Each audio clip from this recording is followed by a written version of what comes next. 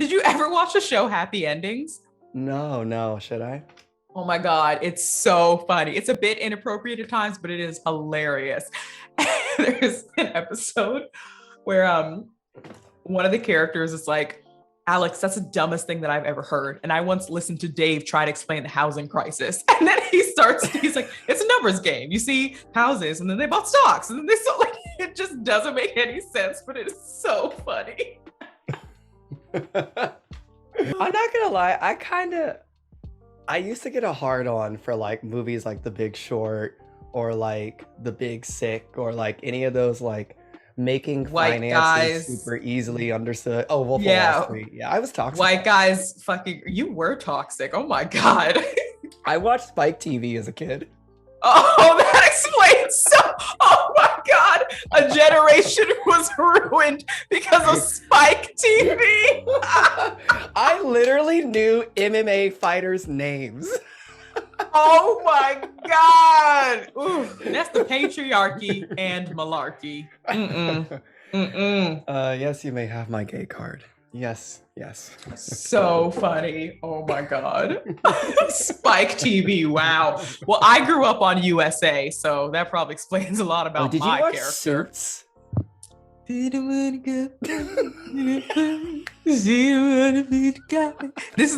was them in the booth. See the money don't change, it can't be. You don't want to be surprised, you knew why. And they're like, wait, we don't understand what you're saying. You're like, duh. Yeah, that's Hold the on. point. You can't understand what they're saying, sir. Enunciate. Gosh, that had like that firefighter show. Remember when we were like really into firefighter? Like, when were we into firefighters? What? When did that happen? It's always been cops, bruh. Propaganda, but fireganda is actually pretty hot. I was like, fireganda.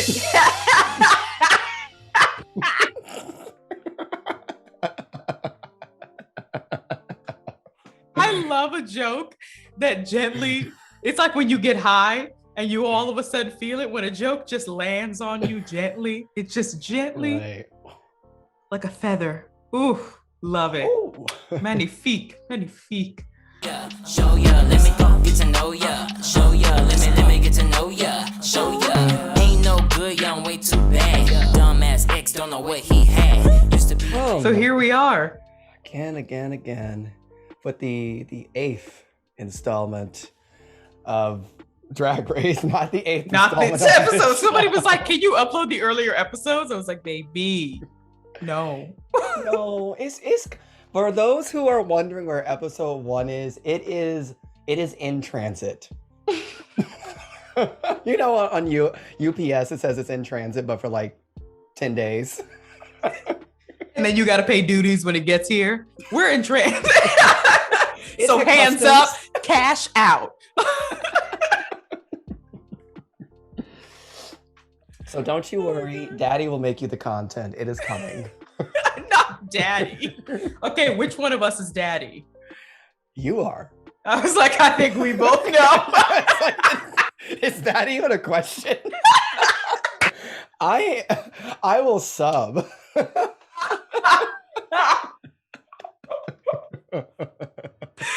literally asked it and I was like, mm-hmm. And then you're damn right. That's what I thought. Now go on and fix me a sandwich. I do wish I had someone here to fix me a sandwich. I'm hungry and lazy. Oh. Sorry, that was... What was that? Oh. I got possessed by my inner child. I'm so hungry. It's Hungry. not fair. I'm hungry. Okay, this is gonna be weird. Someone's gonna cut this out of context and say we like baby play or something, and I just can't. Not to kink shame, but low key to kink shame. What?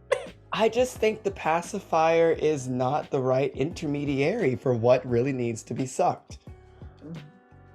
I can't believe I just said Not that. a dissertation. What? That was the smartest thing I think I've heard all day. What? What needs to be sucked down is the truth.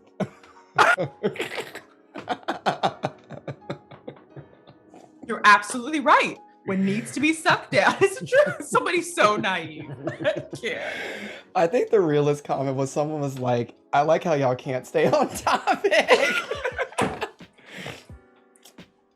We'll get there. What show is this? I genuinely sat back and forgot. So when I sat back up, I was like, I hope I remember by the time I get to this mic. A lot happened in that 2 seconds that y'all didn't see. It was like, that's so Raven. Like, literally. Imagine the way she was doing that too. How did nobody else ever go? Like, it would have been funny if there was a time where she was doing it and somebody was like, you good? You there? Oh, she just, freezes. or she's just in the middle of the street doing it. It's like, fine. Yeah, Like, crossing you the road. too then. I don't need directions to IHOP.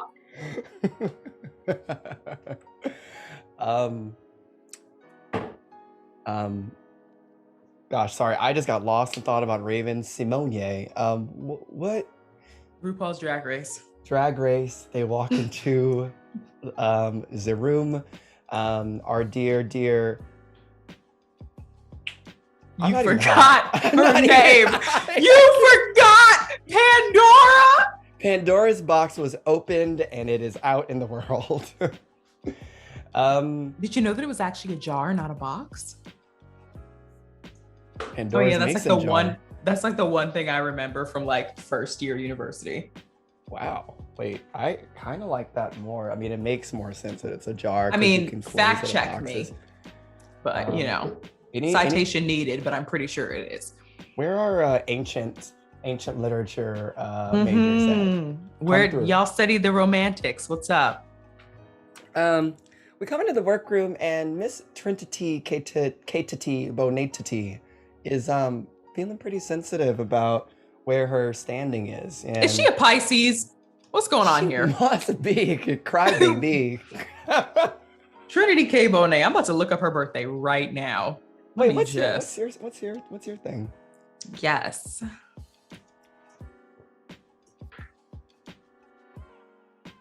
Sagittarius. How are you? I don't know. I really don't know. Do I look like a degenerate fire sign? Oh my God, Trinity K. Bonet is only 30? What? Whoa. She was born in the 90s. What? Wow. Why aren't we on Drag Race? Well, I'll tell you why, because I don't know how to do makeup. I was like, that's first and foremost. I mean, I threw these eyebrows on. Good. They're a little too dark. Like, I think you are a Aquarius. how you? Damn it. What? And Wait. what? Wait. We're the same sign. We're Tauruses. We have this. Our birthdays are 2 weeks apart. I was like, this is so terrible. Not me forgetting. You did forget. Oh no, because yours is May 16th. When's yours? May 8th. I'm May 15th. I was one day off. I know, people always forget. Okay, we can't stay on topic, but Trinity K. Bonet is an Aquarius. No, wait. Yeah. I think she's Capricorn. Nope, she's an Aquarius. She's an Aquarius. January January 31st. This Aquarius age is not dawning because this is her third time in the bottom. And how do you feel about Eureka? Like throughout the episode, she kind of keeps returning to this always the bridesmaid but never the bride, this sort of underdog feeling. Mm-hmm. I find it funny because Eureka's so good at drag that I can understand the hunger of wanting to win. Drag Race is to be in the winner's circle is untouchable, but I find it funny because she's just so good at drag that even if she doesn't win, she's really good at drag. Yeah, I don't know. I'm not a drag queen, clearly. But I would say like, if I was wanting to do drag and seeing Drag Race the way it is now, I would be more excited about the possible exposure of being on it than about winning. Does that make sense? Like, I'd want to get to like one of the top positions. Like, I'd want to make it to top 4 for sure. But like winning, it's not even that I wouldn't want to win. Obviously, I don't want to win because $100,000 is great. But like, I wouldn't, like, I would know in the back of my mind, okay, worst case scenario, exposure. And that would actually probably help me do better in it. I agree. I mean, Eureka's gonna get booked, and she's been booked. She has an HBO show that's an Emmy award-winning series. Like, she's fine, but I think it's the pressure cooker that they've been in the competition for. I think Rue had clocked it last episode of 2 months. So like 2 months of being in this like sort of like hyper vigilant mindset can really wear on someone, and it can, I think, rewire you to like almost like horse blinders, think specifically about where you are and what you're doing, and maybe I'm not good enough because I'm not winning, and I'm always second place, and like it sort of digs at those insecurities that she might have felt like at another point in life, but ooh, baby, does trauma show up again at your darkest hour. Every time you try to get some peace, your inner child says, please, I need love. Trauma. And I won't stop. Trauma, baby. Until you give it to me. Boom, boom, boom. Trauma. Down you.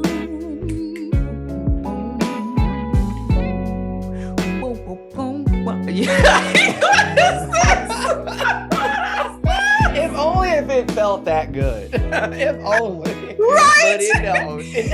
Eased in. It more feels like waking up in the night, just like staring at the wall, like. I wish Trauma was a nice sultry blues song. Damn.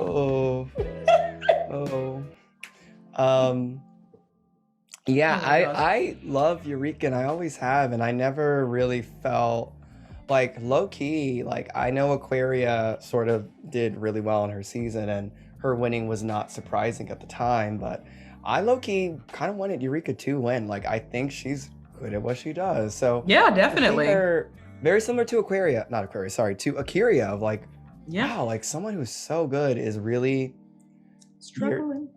Yeah. I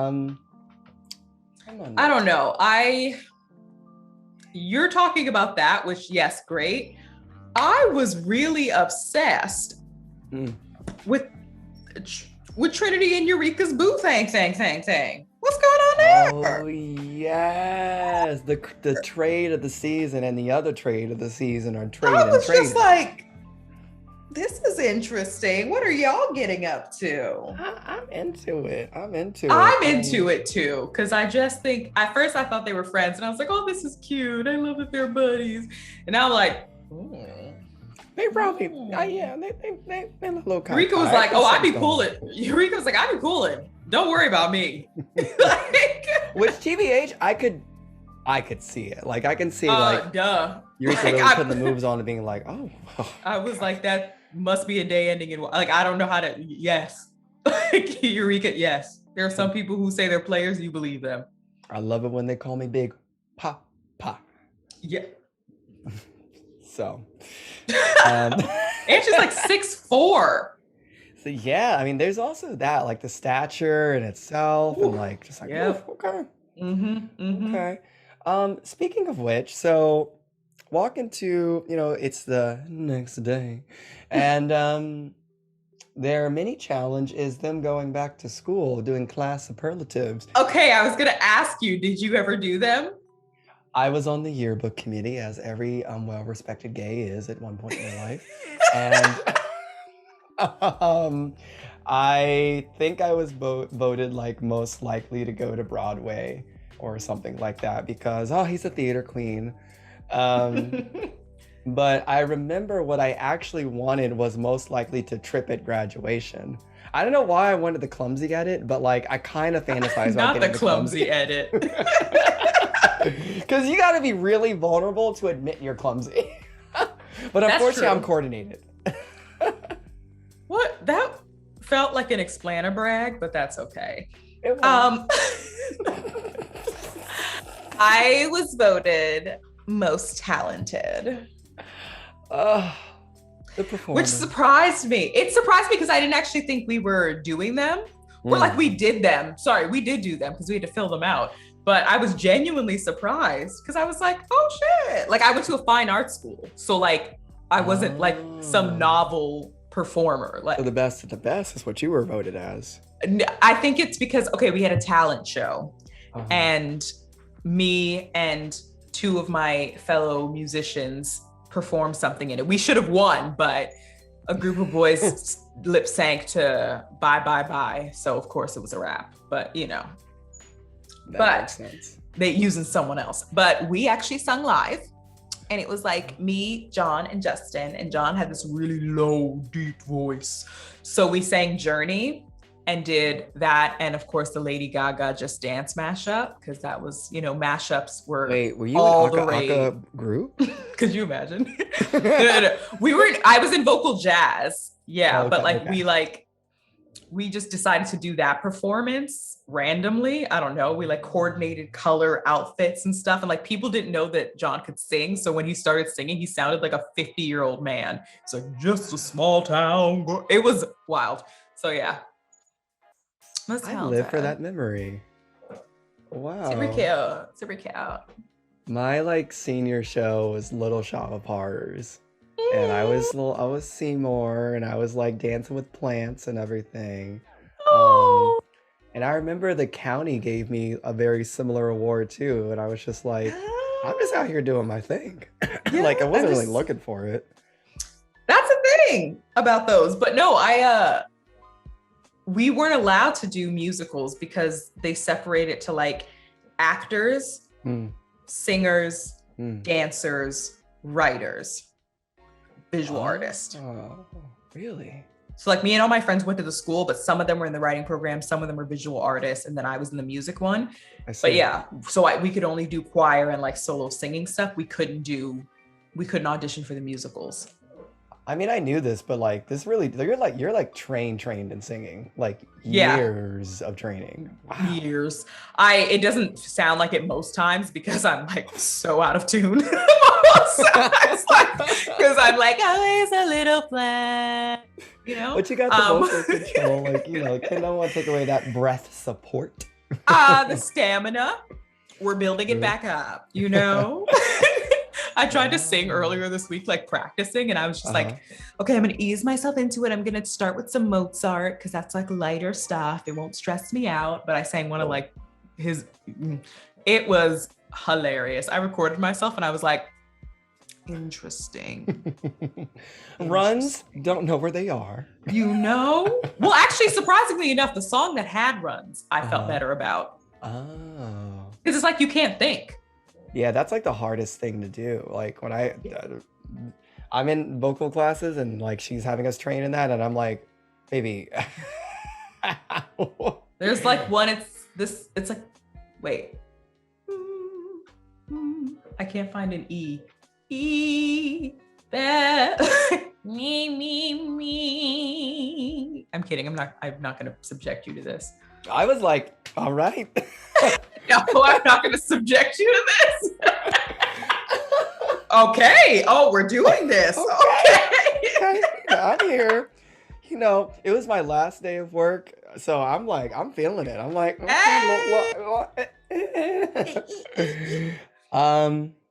so I can't remember where we were.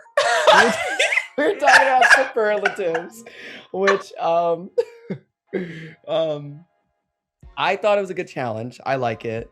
I always think kind of getting into what the queens think of each other because we only really get that minced through of course, the Untucked drama or through the which queen would you send home and why? But generally we don't get too much of the dynamics other than like what is edited in, but like That's not edited at all. That is what they Mhm. think.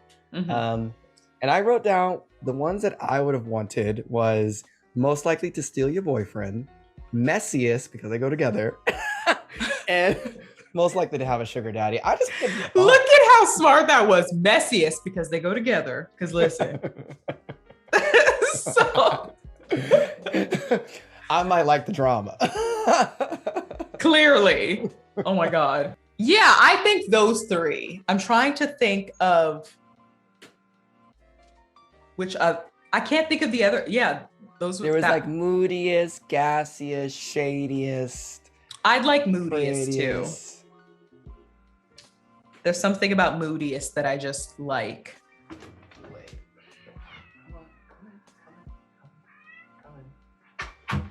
Sorry. All good, all good. Let the cat in. Yeah. Shadiest? I don't really like. I think I'm witty, but I don't think I'm like shady witty. Or I don't think I am. Maybe I am. I don't know. Mm. Like don't put me in a roast battle. Like I think I'd do okay. What do you think you do okay, or do you think you panic and become a mean roaster? Oh no, I wouldn't. No. I do have some sensibilities. I can read. I don't know if I do. You Like, think you mean? I'm kidding. No. Damn, I'm getting roasted. I got a flame. No drag having ass. Yo, no drag, gap tooth, motherfucking. That's why your mama don't like you. That's why everybody up here be talking shit about you behind your back. I don't know why you even still breathing, girl. You know what? If I could unborn somebody, it'd be you.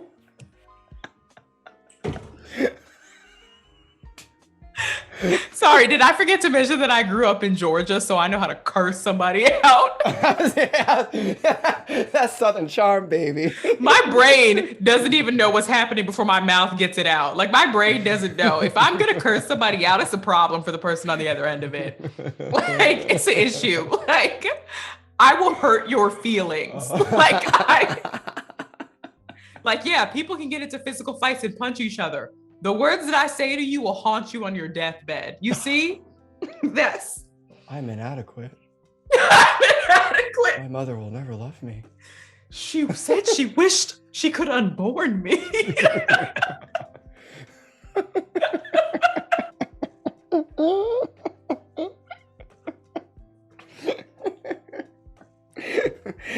And I know your ass is insecure about that birthmark on that left knee of yours because we all done seen it. Stop trying to hide it, Gary. Nobody wears bandanas on their knees anymore. That was never cool. What is wrong with us? Are these actors? And welcome back to Inside the Actor Studio.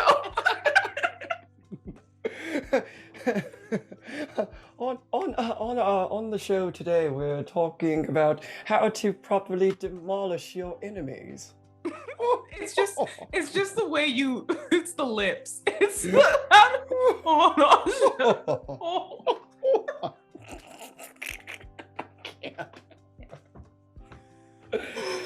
Oh my Okay. gosh. Okay. So Ginger and Kylie win the challenge. Yes. With the most points. And honestly, for all my educators out there, I think that was I think that was a good thing you could do in the classroom. Like, I think it's just kind of like, it's a fun little who gets the most points by guessing anyway, drop down in the comments if you think that's good. So after that, they get the challenge, and it's can you explain the challenge? No, I really don't understand it. I still don't understand it. I was hoping you'd be able to explain it. I'm very confused. Is it you or me, or every time that RuPaul explains a challenge, you're like, wait, what? And usually I pretend to follow. I can figure it out as we go along. But this one, I was like, are they the cartoons or are they the... Because in the past, throwback to the amazing Hello Kitty challenge, or like the they had a little sidekick superhero challenge. You think it was something like that, like, oh, they're making a little cartoon. Mm-hmm. But for this one, I think they're halfly promoting Drag Tots on Wow Presents, and then they were making their own person of it, but for some reason they didn't have the budget to make them into a cartoon with the outfits. I digress. You go first. I was just gonna say, because Trinity K. Bonet was first, and I thought hers was really cute. Mm-hmm. I thought her outfit was really cute, and I thought it was really perfect for her because she's a dancer, so it was very choreographed. Yeah, I really liked it. Wait, so it wasn't giving you Cats the movie, the musical, the the uncut version? I gotta go. Jason Derulo. Oh my.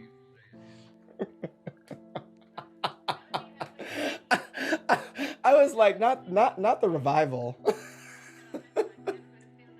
It was yeah. But I do agree with you. I think she looked good. I love the makeup. Meow meow.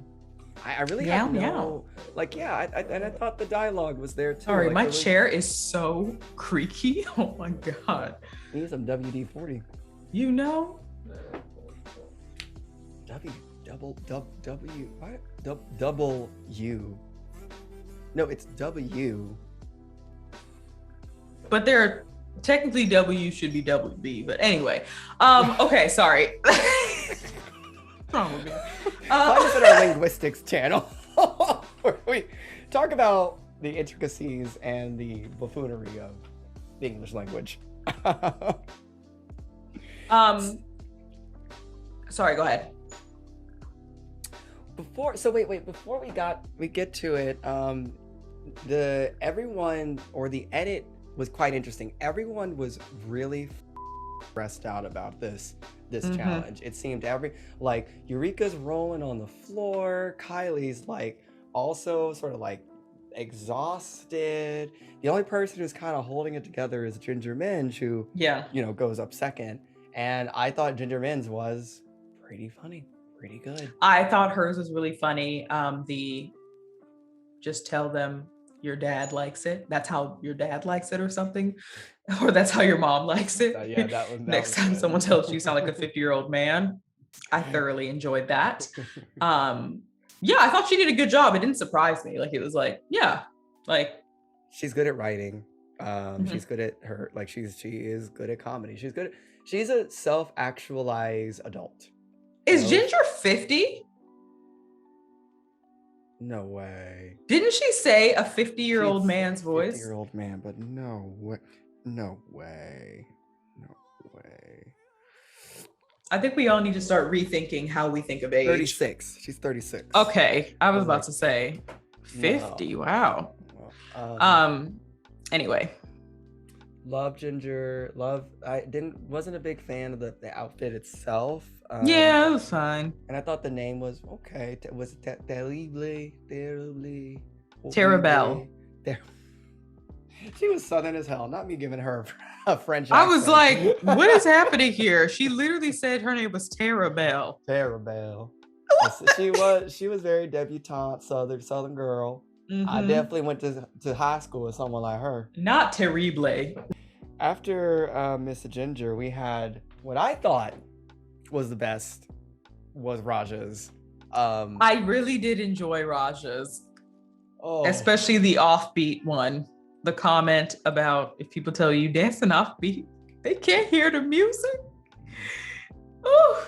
I thought that was really good. I thought the physicality was good. I thought the purple was good. I thought the eyes were good. And yeah, and I thought that was a very because I think it's like we hear inspirational pop songs on the radio all the time that can feel very devoid of personal attachment and very much manufactured. If asking you if you perchance might ever feel like a plastic bag. This is my fight song. I'm just curious. If you've ever really just considered that you could be flying in the wind, you ever thought about that? You see? But that felt like that came from somewhere because I can see. Well, Rajah's been going through. What do you say? I said Rajah's been going through, you know? Mm-hmm. So it makes sense to me. Like, it seems like... No, go ahead. No, I was just going to say, I'm just glad that Michelle Visage finally said, like, I'm just so glad you've grown so much from your original season to now. Like, she's a powerhouse now. Could you imagine that Trinity K. Bonet moment where she was like, why didn't y'all cheer for me? Or like, why did y'all talk about me back when Rajah was on her season?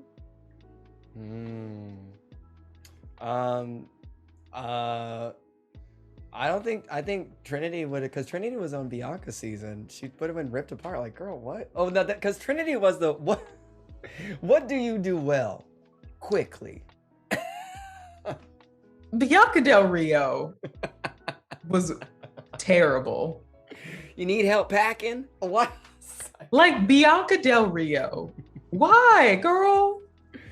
The like right about the right amount of mean that felt audacious. Like, wow, like I can't. People are like this, mean. Right? Like, people are like people walk around the damn thinking like that. Like, woof. I just and then saying it. Because I'm too much of like an empath, where like I feel like sometimes like if no, I you did not just say that. I'm too much of like an empath, like. When I'm at home with my crystals and I kind of like rummage them between my fingers and I just feel the earth, I just feel like when I'm in a group setting, an empath, that everyone's emotions and mine I'm an empath, are linked. You know. Have you ever seen Avatar? I can't. Not us having two separate dialogues. And just being okay with it. Right. Like, if anything, there are at least a few people out there that appreciate our banter. Yes. But yeah. Yes, I thought Rajah's was really good. I really enjoyed it. I liked that she was purple all the way down. Like, I just thought it was really great. It was uniform. And then we have our last two. Who I just think were the bottom two, unfortunately. I can concur. I didn't like Eureka's. I thought she was reaching for the joke a little too much, and she said earlier in the episode, like, "Oh, I want the villain at it. I want to be the villain." And it's like, baby, you don't have to want to be the villain. You just be the villain. Yeah. Like, and sorry, Jan got that edit, so. Hey girl, like, you don't get to be the villain now. And like, because she was like kind of using her critique or superlatives, but then she sort of leaned so much into it that it felt crass in a like a bit much, in a juvenile way. Mm-hmm. I think, like you were saying last week, they really just don't award crassness for crassness sake. Yeah. Exactly. There has to be, I guess, intention behind it. Like, yeah, I guess. I mean, I don't know. This was like 2001, 2002. Like, folks are getting away. South Park was getting away with fart jokes, so it just isn't really working. Ain't working. But yeah, I didn't really love her dress either. No. No, I can understand, like, one, she's really tall. Two, like I did like the headpiece, but yes, I wasn't necessarily like blown away. I was like, okay, this is just one pattern, because I felt like it could have used either, like, if it was like a jumpsuit, that would have been cool, or it could have used some type of way. Oh yeah, like a flare jumpsuit or something. Right. Maybe she was trying to avoid pants though, because she has been worn like jumpsuit type things a lot, right? Yeah. I mean, someone's art, especially if you haven't sewed, or if you don't know your body type or like your like leg size and how to like do the amount of things and how to take it in, take it out. Like, I can understand. Yeah. Why did you think Kylie's wasn't so good? because it was confusing. Yeah. I was like, what are we doing? Okay. I thought it was too like hokey. Like, I love a witch. Trust me, I love a witch. But it just felt so on the nose, and it just felt like a little, yeah, I agree, a little unfocused and like Halloween-y. It was just like, what are the things associated with witches? I'm gonna change my voice and say them. Right, like, ooh, my children. Like, yeah. Instead of like, what type of character is your witch? They're different witches, and I think, I don't know, for the woke mind, I mean, you can also like actually make a commentary about like the idea of a witch just being an arm of like misogyny, and the fact that women speaking out of line during the Salem like trials was considered witch like behavior or something like that. Like, I mean, there's so much there that, you know, being in an already political art form, you could kind of juice out of, versus like doing the witches TM from 1992, which shout out to Roald Dahl, like that book. Yes, I did enjoy that book. It's a fun book. Same as what's it call it? Matilda? The BDG, the BFG? BFG. You know why I know this so like off the cuff? One of my kids read 3 of his books this summer and then bought 2 more. And I liked this stuff when I was a kid. It was a good time. The Witches was fun. Yeah, the pictures were really cool. Okay, no. Focus. What? I'm kidding. But who? Okay, so what? You go ahead. I'm sorry. No, sorry. I was doing that puppy, that dog, that face of that. Did you just malfunction? You just like stopped in the middle of that. That face, that dog, the face with the dog, that face with the dog. I was like, hello?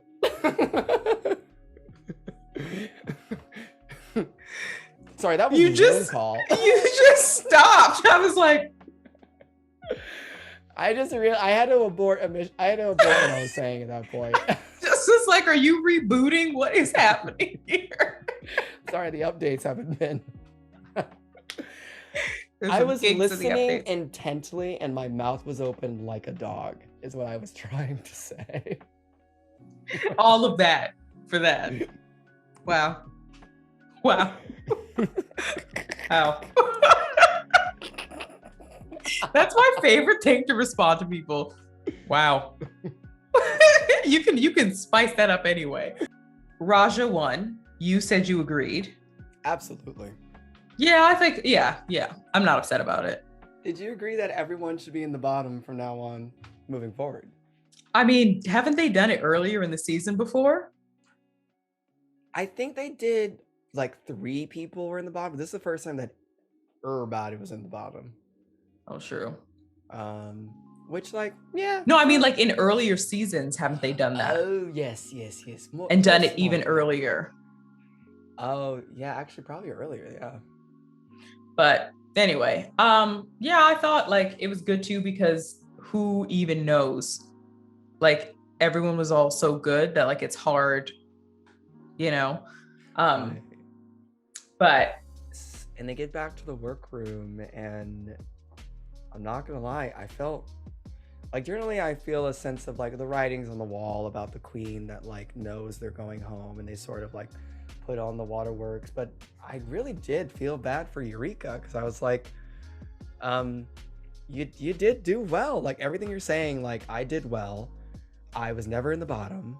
Like I think I deserve to be here. And it's like, yeah. And then when she said, well, Trinity's been in the bottom 3 times, that kind of, I forget that, like, you know, Trinity has won twice, but Trinity has been in the bottom more than she's won. And that kind of like, but she's won more than Eureka's won. If wins count for 2 points and the bottoms count for a negative 1 point, then okay, Trinity still got some points.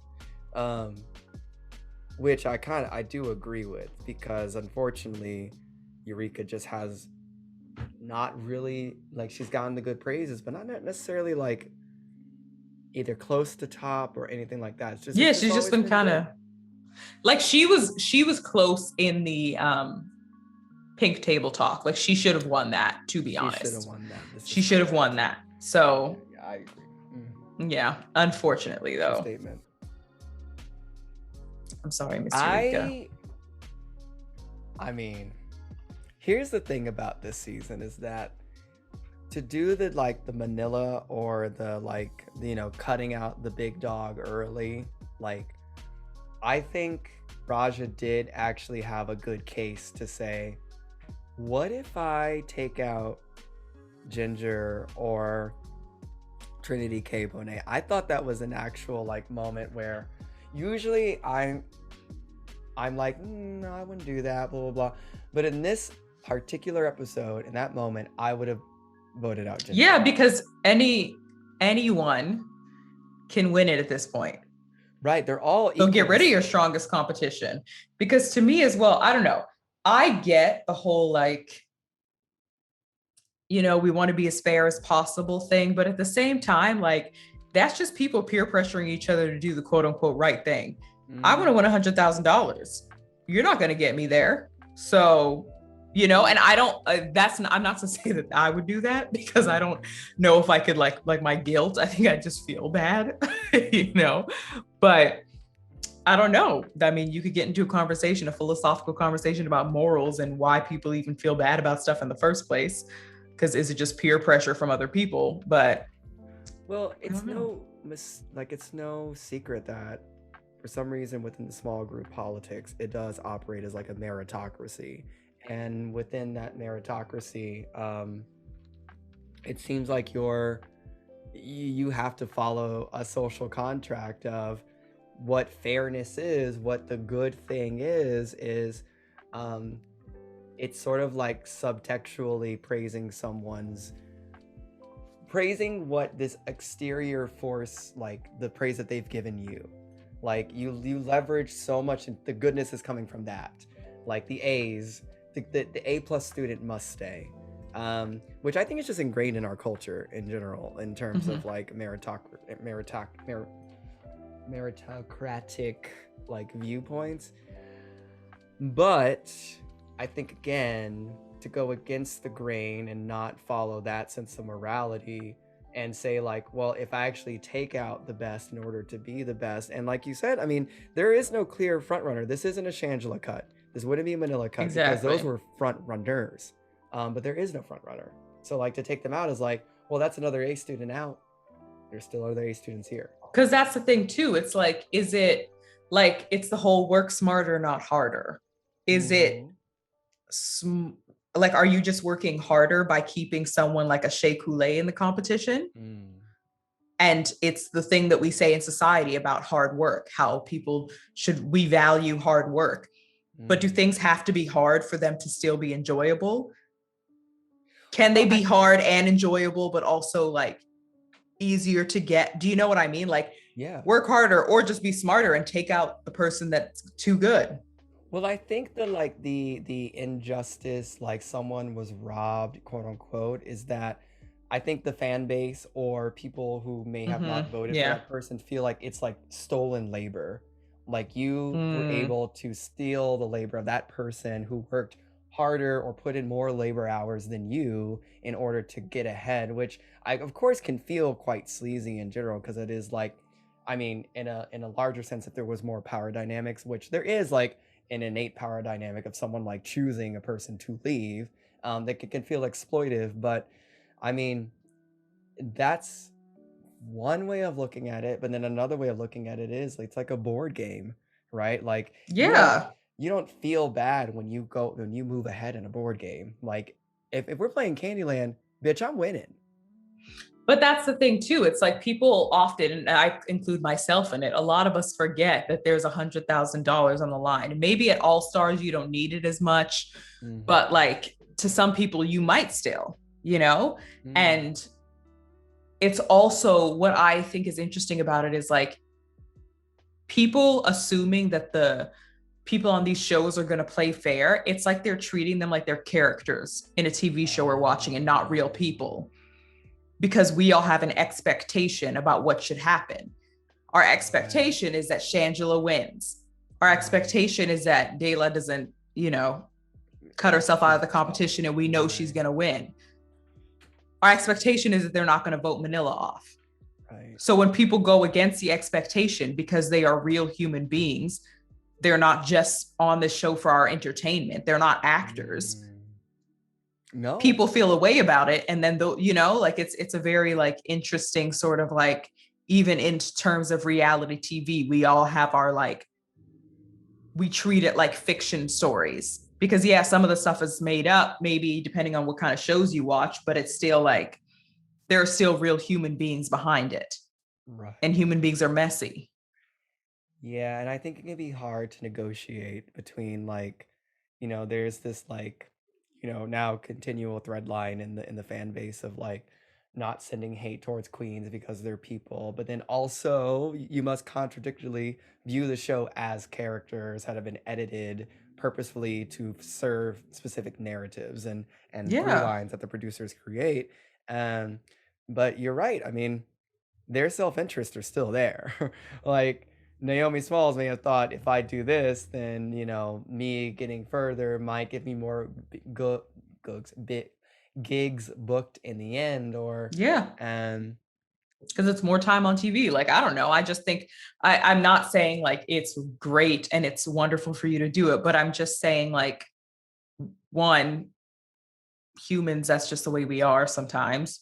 right. Two, I'm not on the show, so it's easier for me to say that from this perspective. And three, I've just been doing a lot of like investigating for myself about labor and what that means, and work and the way we value work and work ethic and all of this sort of stuff. And I just think it's very interesting how we've come to believe that something is only worth having if you had to work really hard and sacrifice a bunch of stuff for, as opposed to just appreciating something good that happened with relative ease. It's like we're so bad at being present and mindful that we have to like have something that we had to work really hard to get, so that at the end, when we get it, we can look back on the thing that we did instead of just like being in a place. Do you know what I mean? Am I making sense, or am I sounding like a hippie crackpot? Yeah. No, I mean, I think there it falls into such a unitarian way of like the amount of hours that you put into this, that I did this. Yes.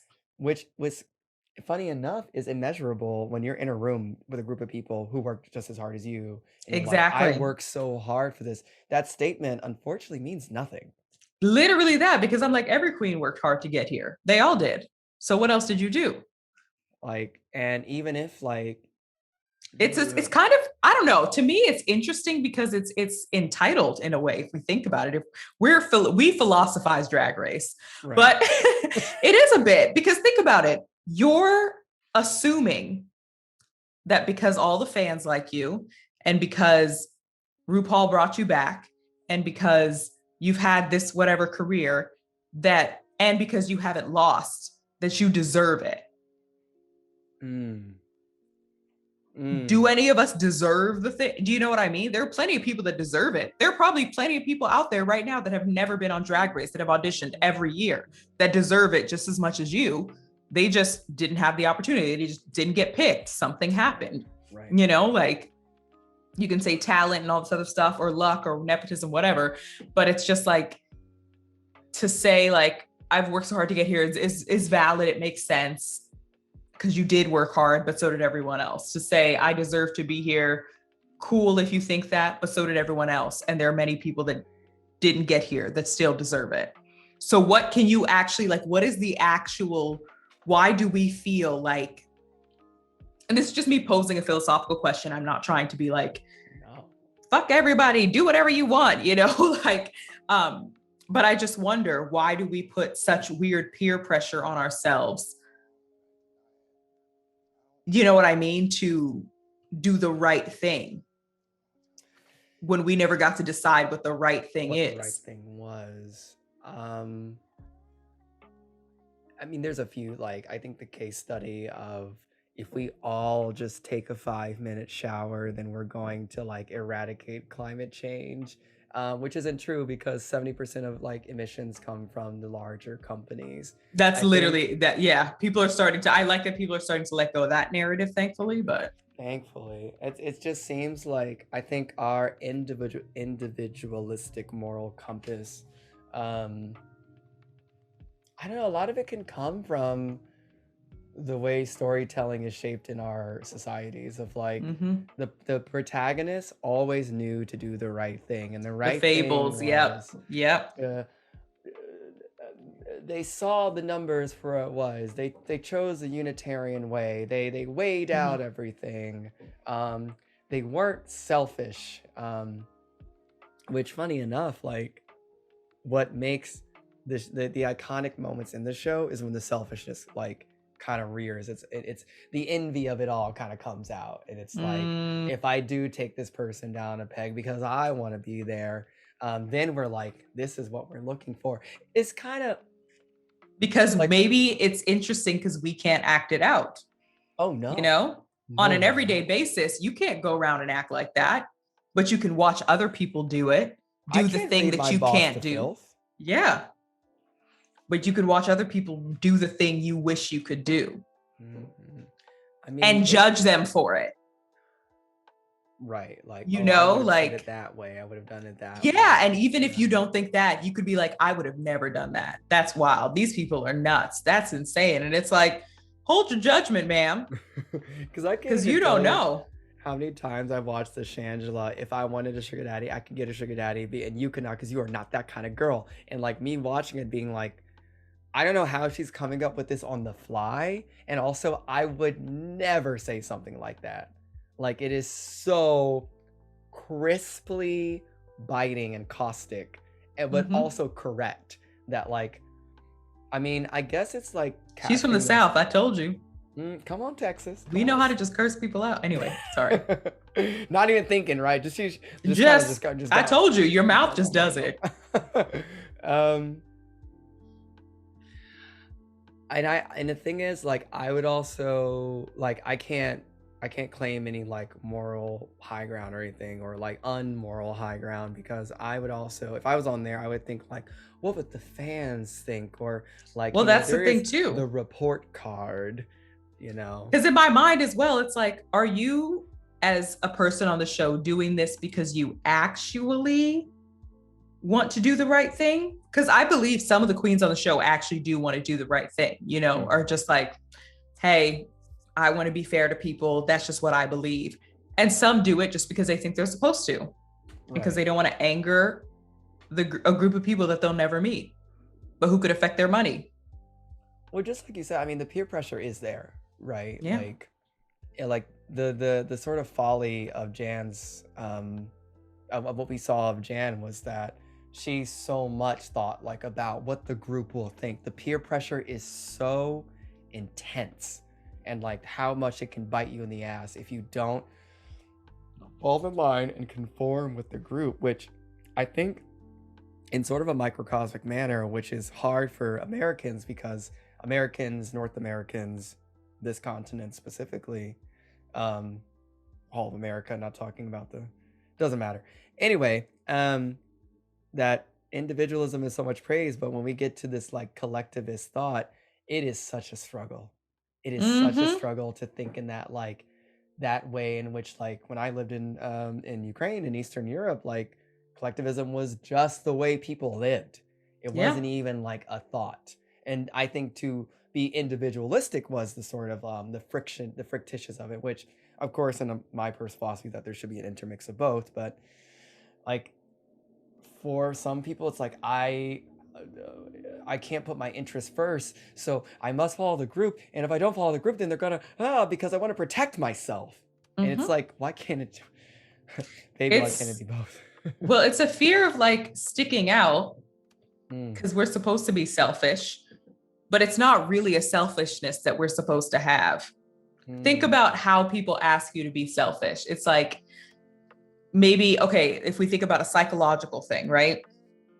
Yes, people will ask you have to take care of yourself before you're able to take care of others. Fill your cup first before you fill others, blah, blah, blah, cool. If we think about other ways that people talk about selfishness, at least in my mind, not a universal truth, just what I sometimes observe, it's like before, and I think we're moving away from this, before it was a very hustle culture-y, work all the time. If people can't deal with the fact that you're busy, then it's on them kind of thing, like hustle so that you can get your stuff, create your own generational wealth. I think people are moving away from that for sure. Yeah. Sorry, I forgot my point. We started somewhere and then I completely forgot my point. You were saying we're moving away from the hustle culture. For collective standing out. Oh yeah, individualism. We're talking about individualism, collectivism. Which something about working hard. Hustle and Flow won in 2004, and that was all like Hustle and Flow, Wolf of Wall Street, all these like the entrepreneurial spirit and your own like. Oh yes, it's just it's a fiction that they're selling you. It's not really about you, like, because we're not really that individualistic on this part of the earth. We have to work with other people all the time. Right. It's just like, sorry, my point, I figured it out now.